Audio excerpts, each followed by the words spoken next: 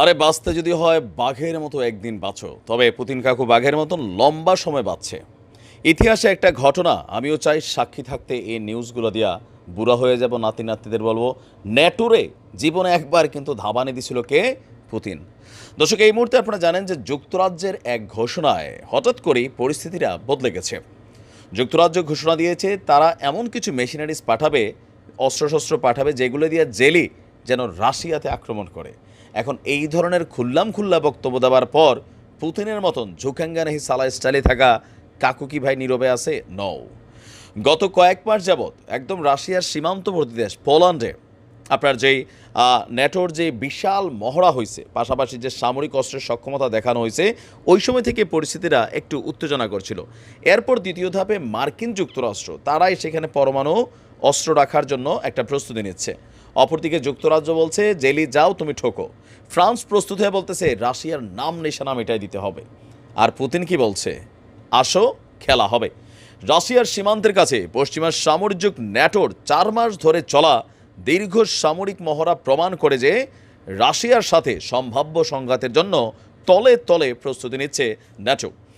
আর রাশিয়ার পররাষ্ট্র মন্ত্রণালয়ের মুখপাত্র আজকে মারিয়া জাখারোভা তিনি বলছেন স্ট্রিট ফাস্ট ডিফেন্ডার নামক ন্যাটো জোটের যে মহড়া, সেটা হচ্ছে রাশিয়াকে উস্কানি একটা জবাব দেওয়ার জন্যই এই কর্মকাণ্ড। ন্যাটো জোটের সদস্য দেশগুলোতে রাশিয়া হাইব্রিড ধাঁচের হামলা চালানোর পরিকল্পনা করেছে।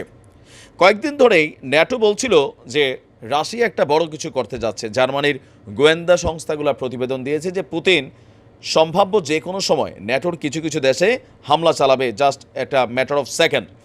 তবে রাশিয়া বলছে যে না, এই তথ্যগুলা ভুল, কিন্তু আসলে এইটাই সঠিক।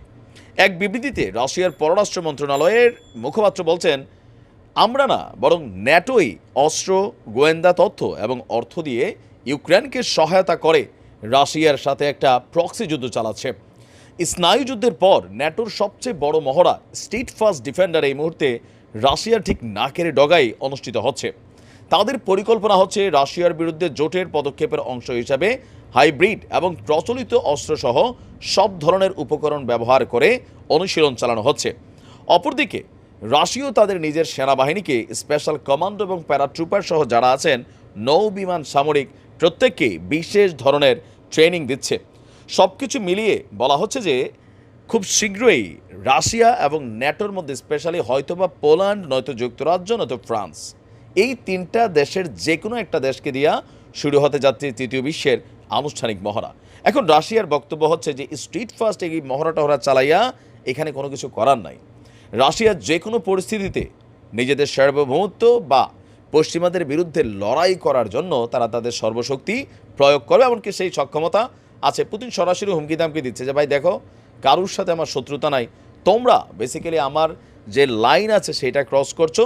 তবে রাশিয়ার জন্য হুমকি ধামকি হবে এমন কোনো কর্মকাণ্ড পোল্যান্ডে, বিশেষ করে পরমাণু অস্ত্র, পাশাপাশি অন্য যে কোনো ভূমিকা বা ইউক্রেনের হাতে এমন কোনো মেশিনারিজ দেওয়া, সেটা সরাসরি ন্যাটোর বিরুদ্ধে রাশিয়ার যুদ্ধে লিপ্ত হবার একটা ধাপ শুধু বাকি থাকবে। এখন পশ্চিমারা যেমনি ঝুঁকতেছে, যুদ্ধ কিন্তু লাগতেছে ভাই বড় আকারের। পুতিন মইরা যাবে, বাট ইতিহাসে নাম থাকুক যে ন্যাটোরে কেউ একজন আসছিল যে একটা ধাবানি দিছিল। মানুষ থাকবে না, ইতিহাস লেখা থাকবে, সময় বলে দিবে না। ভালো থাকুন, আসসালামু আলাইকুম।